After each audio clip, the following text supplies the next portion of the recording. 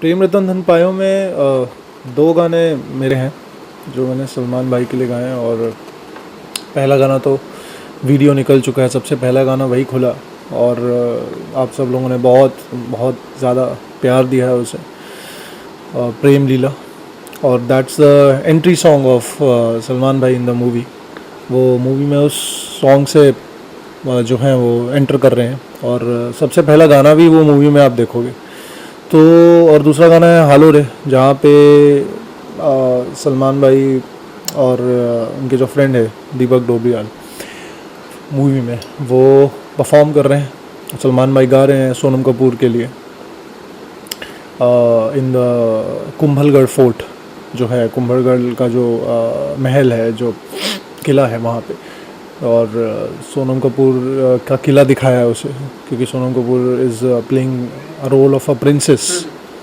तो ये बहुत बड़ा सौभाग्य है मेरा कि मुझे राजश्री प्रोडक्शंस सूरज बड़जात्या जी के लिए गाने को मिला सलमान भाई। तो मुझे हिमेश रेशमिया जी का कॉल आया था और क्योंकि सूरज जी जो हैं उनके माइंड में ये था कि जो सलमान भाई की जो एंट्री सॉन्ग होनी चाहिए वो बहुत दमदार और धमाकेदार और एकदम धूम धड़ाके वाली होनी चाहिए। और सबसे ज़्यादा जो ये था उनके दिमाग में विज़न जो था, उनको ये ऐसा चाहिए था गाना कि अभी तक के जितने भी एंट्री सॉन्ग्स हैं सलमान भाई के, उसमें से सबसे ऊपर रहे, ये सबसे बेहतर और सबसे सर्वोच्च रहे, सबसे best of best he wanted.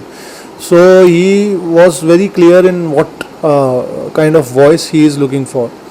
और फिर मुझे हिमेश, जब उन्होंने हिमेश जी को कहा होगा तो हिमेश जी ने मुझे कॉल किया और बोला कि बेटा एक गाना है जो तो तुम आ जाओ स्टूडियो में। तब मुझे नहीं बताया कि क्या गाना है, कौन है, क्या है। जब मैं पहुंचा वहाँ पे तो मैंने देखा कि सूरज जी हैं और इस हिमेश जी के स्टूडियो में हिमेश जी हैं और साथ में इरशाद जी भी थे, इरशाद कामली जिन्होंने लिखा है गाना। तो ये मैं फिर समझ नहीं पाया सूरज जी को देख के, तो मैं एकदम स्टन रह गया एक सेकंड के लिए कि यार सूरज बड़जात्या, जिनका नाम सिर्फ सुना है और फिल्में देखी हैं, इतना क्रेज़ है उनकी फ़िल्मों के लिए और इतने सालों से है, लाइक 1947 से उनका राजश्री प्रोडक्शंस जो है वो है। और बचपन से ही मैं जो है मैंने प्यार किया, हम आपके हैं कौन, हम साथ साथ हैं देख के हम सब लोग बड़े हुए हैं, पारिवारिक फिल्म सारी होती हैं सारी। तो ये वो जो मोमेंट था, वो जो लम्हा था, बहुत यादगार था। और मुझे अपने आप को समेटने में थोड़ा टाइम लगा कि हाँ सूरज जी हैं, हिमेश जी तो मिलता ही रहता हूँ मैं, और मैंने काफ़ी गाने गाए हैं उनके लिए, और इरशाद जी के लिए भी मैंने कांची में गाया था। सो फिर उन्होंने कहा कि अमन, और अमन भी नहीं, अमन जी कहते हैं वो, मतलब सबसे जो सूरज जी की जो बात है जो स्टैंड आउट करती है, और राजश्री प्रोडक्शंस की जो मिसाल है, जो उनकी परंपरा है कि संस्कारी लोग खुद हैं वो, और उनकी फिल्में भी काफ़ी इतनी संस्कारी तभी होती हैं जब आप खुद नहीं संस्कारी होंगे तो आप अपनी फिल्मों में वो दर्शा नहीं पाएंगे कि क्या है। तो मैं अमन जी सुन के बहुत हैरान हो गया था कि इतना बड़ा डायरेक्टर मुझे अमन जी बोल रहा है। तो ये बहुत, मतलब I was totally smitten away, was totally pleasantly surprised।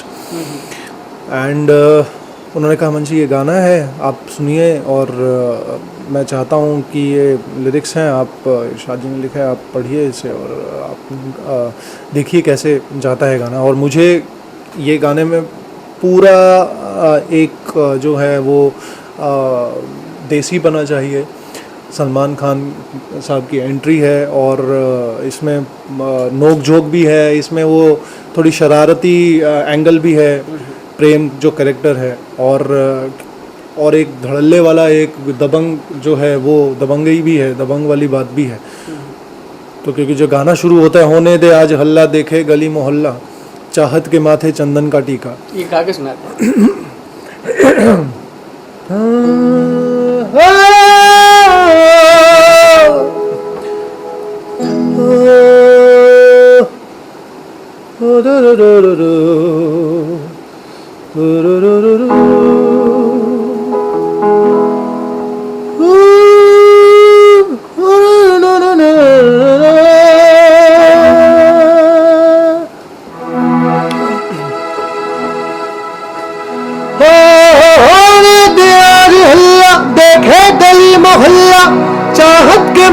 चंदन का टीका, ला ला ला ला ला ला ला ला ला ला ला ला ला ला ला ला ला ला। है राम सीता इसमें शर्मो हया की रस्में, जिनमें मोहब्बतों का तरीका। सीखेगी छोरी और सीखेगा छबीला, है सीखेगी छोरी और सीखेगा छबीला। राम सिया की देखो निराली है प्रेम लीला, प्रेम लीला। तो ये जो इतना आप मुखड़े में इतने सारे रंग हैं, इतने सारे कलर हैं कि ये दो लाइनें आपकी ऊपर हैं, दो मतलब दो वो भाव एकदम वो है कि मैं आ गया हूँ, होने दे। आज हल्ला हल्ला मच रहा है, तो हल्ले में तो आपको वो दहाड़, शेर जैसी दहाड़ चाहिए। तो मुझे यही कहा था कि आपके शुरुआती में मुझे शेर जैसी दहाड़ चाहिए। और सीखेगी छोरी और सीखेगा छबीला, इसमें एकदम ही वो एक प्रेम वाला कैरेक्टर है कि मैं मतलब इतना जो प्यार से बोल रहा है, जो इतनी नज़ाकत है, जो इतनी उसकी जो सच्चाई है वो निकल रही है। चलो ठीक है, गाना तो हम गाते ही हैं, हमारा काम ही है। लेकिन ये गाना सिर्फ कोई ऐसा वैसा गाना नहीं है। ये गाना मतलब मेरी लाइफ का शायद सबसे बड़ा गाना हो। ये मेरे अंदर फीलिंग था, मेरी अंदर ये एक जो है फीलिंग पनप रही थी कि ये गाना इतना स्पेशल हो सकता है कि शायद पूरी ज़िंदगी ताउम्र मुझे इस गाने के माध्यम से जाना जाए। इस गाने के बाद क्या हो मुझे नहीं पता, कल किसने देखा है नहीं पता किसी को। लेकिन आज के टाइम पे अगर मैं बात करूं तो हाँ, मेरी शुरुआती दौर का जो गाना गोगो गोविंदा मेरा पहला गाना था, फिर हुक्का बार था। उसके बाद मैं इजीली कह सकता हूँ कि इन 3 सालों में सबसे बड़ा गाना जो है मेरा वो प्रेम लीला और हाल और दूसरा गाना है जो सलमान भाई के लिए मैंने गाया है। प्रिपरेशंस यही थी कि आपको वहाँ पे फोकस रखना है आपके, क्योंकि आपके ऊपर बहुत बर्डन था इस चीज़ को साबित करने का कि प्रेम लीला जो है वो सबसे बड़ा गाना एंट्री सॉन्ग होना चाहिए सलमान भाई का, जो कि सूरज बड़जात्या जी ने मुझे कह दिया था। हिमेश जी ने भी मुझे कहा था कि बेटा ऐसे है कि आप इस गाने में जितना आप गायकी है आपकी, या जितना आपकी आत्मा है वो डाल दीजिए, क्योंकि गाने में वो दिखना चाहिए। और इतना आपने वीडियो देखा है उसका, इतना रंग बिरंगा है, इतना कलरफुल है, इतना लाइवली है। तो आप अगर उसके साथ वॉइस कॉम्प्लीमेंट नहीं होगी तो मज़ा नहीं आएगा, तो गाना वर्क नहीं करता है। तो गाने में हर चीज़ जो है वो नपी तुली होनी चाहिए। आप क्या गा रहे हैं, कैसे कैसे भाव से गा रहे हैं। और जैसे आप प्रिपरेशन बोल रहे हैं, तो एक सिंगर की प्रिपरेशन नहीं होती। गाना सुना जाता है, मैंने गाना सुना 2 बार सुना, 3 बार सुना, 4 बार सुना, 5 बार सुना, फिर उसके बाद मैं अपना जो है इंटरप्रिटेशन मैं खुद उसको कैसे कैसे गाऊंगा मैंने रिहर्स किया 3-4 बार रिहर्स किया। तो और पुराने ज़माने के जैसे रिकॉर्डिंग्स होती थी, क्योंकि राजश्री प्रोडक्शन हैं, सूरज जी हैं, तो काफ़ी जो है वो पहले जैसे होती थी वैसे ही रिकॉर्डिंग्स हो रही थी, सेशंस हो रहे थे। आजकल ऐसे लिहाजा नहीं होता। आजकल डायरेक्टर भी कई बार प्रेजेंट नहीं होते हैं म्यूज़िक रूम्स में और स्टूडियोज़ में। जब रिकॉर्डिंग्स होती हैं वो बोलते हैं हाँ आप गवा लेना, म्यूज़िक कंपोज़र को बोलते हैं, और हम बाद में आप हमें सीडी भेज देना है, हमको सुना देना, हम बता देंगे कि कैसा है। लेकिन यहाँ सूरज जी खुद आते हैं, 15-20 लोग आते हैं साथ में उनकी टीम के, बैठते हैं बाकायदा, हर चीज़ पे काम होता है डिटेलिंग में कि ये अंतरा ऐसा जा रहा है तो अच्छा शॉट मेरा ऐसा है, नहीं अंतरा ऐसा नहीं होना चाहिए, अंतरा ऐसा होना चाहिए। तो उनके दिमाग में हर चीज़ इतनी क्लियर है कि आप गलत जा ही नहीं सकते। हाँ, और अगर आप गलत जा रहे हो तो आप ठीक मतलब आपको बता भी दिया जाएगा कि आप एकदम से गलत जा रहे हो। आपको 4 दिन बाद या 5 दिन बाद नहीं पता चलेगा कि आप गलत जा रहे हो। आपको देर एंड देन उसी लम्हे उसी मोमेंट में बता दिया जाएगा, नहीं अमन आप थोड़ा ऐसे गा रहे हैं, मुझे थोड़ा ऐसे चाहिए। तो वो बहुत क्लियर है वो। और सिंगर के लिए वही होता है कि लिरिक्स को समझे, जो लिरिक्स कहना चाहते हैं, जो बोल कहना चाहते हैं, उसको जब आप अभिव्यक्ति करें उसकी, जब उसको आप डिलीवर करें तो वो लगना चाहिए कि जो बोल रहे हैं वही वो गा रहे हैं। डायरेक्टर जो है वो अपने स्क्रीन प्ले और अपने शॉट के हिसाब से गाने को विजुलाइज करता है। उसी हिसाब से वो म्यूज़िक कंपोज़र को भी ब्रीफ करता है कि मुझे क्या चाहिए गाने में, मुझे किस प्रकार का गाना चाहिए। म्यूज़िक कंपोज़र उसे जितना हो सके उस फील और उस जोन के क्लोज लेके जाने की कोशिश करता है। और लिरिसिस्ट को भी वही कहा जाता है कि इस प्रकार का गाना है तो आपको ऐसा ही लिखना है।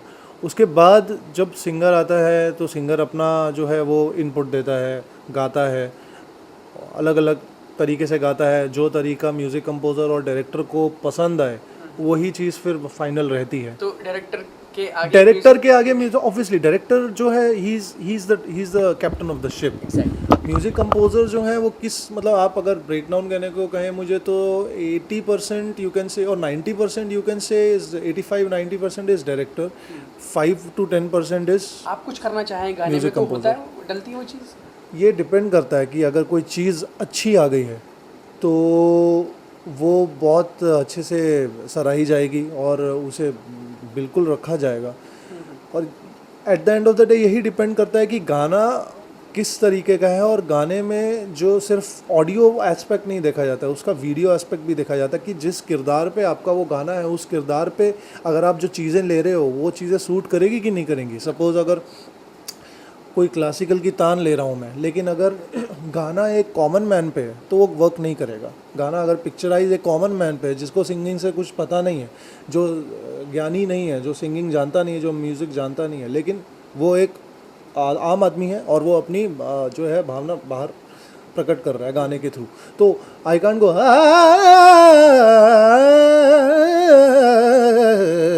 मैं ऐसे जाऊंगा तो वो बोलेंगे यार ये गज़ल नहीं हो रही है, तो रिप्रेजेंटेशन गलत हो जाती है। इसलिए जो आप देखिए मुकेश जी के गाने हैं वो आम आदमी के गाने इसलिए कहा जाता था क्योंकि हर कोई गा सकता है उसे, बहुत ही आसानी से उसको गुनगुना सकता है, उसमें ज़्यादा कॉम्प्लिकेशंस नहीं। जहाँ पे अगर रफ़ी साहब की आप बात करो तो रफ़ी साहब की सिंगिंग बहुत टफ थी। मुकेश जी के गाने जो हैं आप बोले हाँ कि जीना यहाँ मरना यहाँ इसके सिवा जाना कहाँ, आप सब मैं सब एक साथ करें।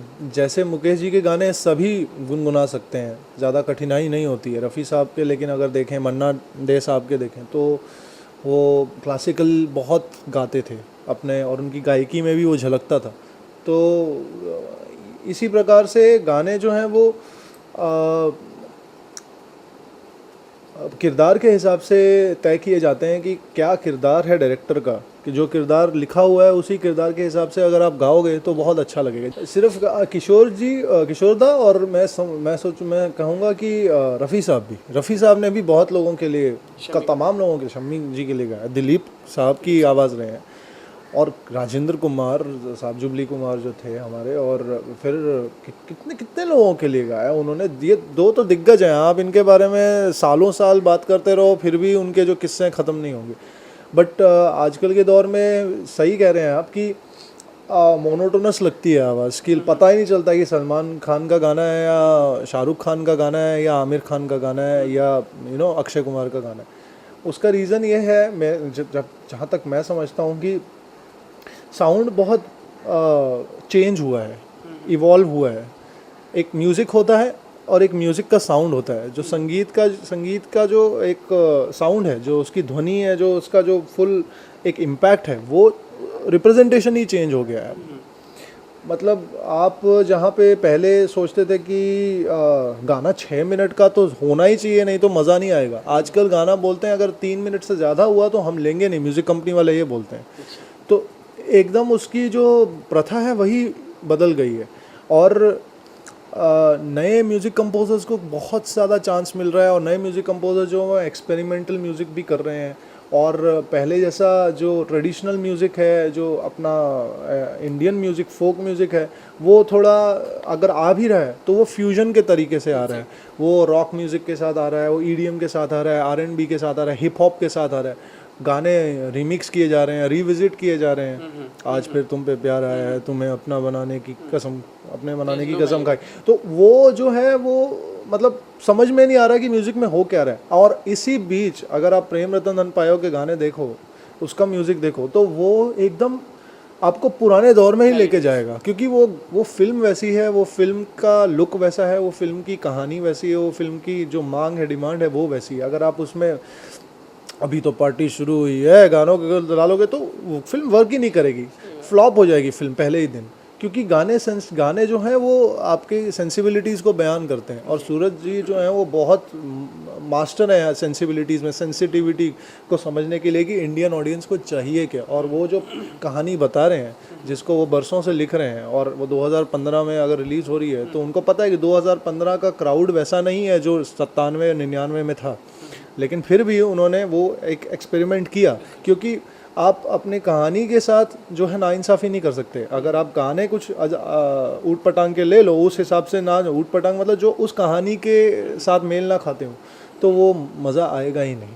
और एक और चीज़ मैं आपको ऐड करना चाहूँगा इस चीज़ पे, मुझे मतलब मैं बहुत लकी समझता हूँ अपने आप को कि जब मैंने प्रभुदेवा साहब के लिए गाया तो लोगों ने कहा कि लग रहा है प्रभुदेवा गा रहा है। जब मैंने अक्षय कुमार साहब के लिए गाया, चिट्टा जया रूप सोनिए गोरे मुखड़े पे जुल्फा दी छावा है, मैं मर जावा सोनिए, किसमें, स्पेशल 26 में, वो पौ पौ जब गाया तो, और जब अपना आशिक मिजाज गाया शौकीन्स का अलग से वो, और अजय पाजी का जिसका रब है पहरेदार, सन ऑफ सरदार, तो ये सब गाने गाए। फिर हम तुम्हें कैसे बताएं गाना था बहुत ही रोमांटिक, 21 तोपों की सलामी, उसमें एक दिव्येंदु थे तो वो बहुत यंग एक्टर हैं और बहुत ही प्यारा गाना था, हम तुम्हें कैसे बताएं तुम में क्या क्या बात है। और अब ये जो है प्रेम रतन धन पायो सलमान साहब का, होने दे आज हल्ला, प्रेम लीला हाल उड़े, तो मैं कह रहा हूँ इसीलिए मेरे गाने सब, क्योंकि हर गाने में मुझे फैंस का और जो जितने ऑडियंस हैं उनका फीडबैक लगा कि आप लगते ही नहीं हो कि आप एक गाने हो जो ये सब गा रहे हो, आप एक सिंगर हो जो ये सब गा रहे हो। प्रभुदेवा के लिए आपको लगता है कि प्रभुदेवा गा रहा है, सलमान साहब के लिए लगता है प्रेम लीला, तो मतलब मुझे ऐसे कॉम्प्लीमेंट्स मिले हैं इस गाने के बाद, मैं आपको क्या बताऊं, यूट्यूब पे, फेसबुक पे, ट्विटर पे, कि आप अभी तक कहाँ थे। सलमान भाई की आवाज़ तो आपको होना चाहिए, सलमान खान साहब के जो हार्डकोर फैंस हैं वो ये बोल रहे हैं कि भाई की आवाज़ तो आपको होना चाहिए, आप इतने सालों से किधर थे, आपको और गाने मिलने चाहिए थे भाई के, आपको हर गाने में भाई की हर फिल्म में गाना चाहिए, क्योंकि इतने अच्छे से सूट हो रही है आवाज़ सलमान भाई पे, उनका ये कहना है।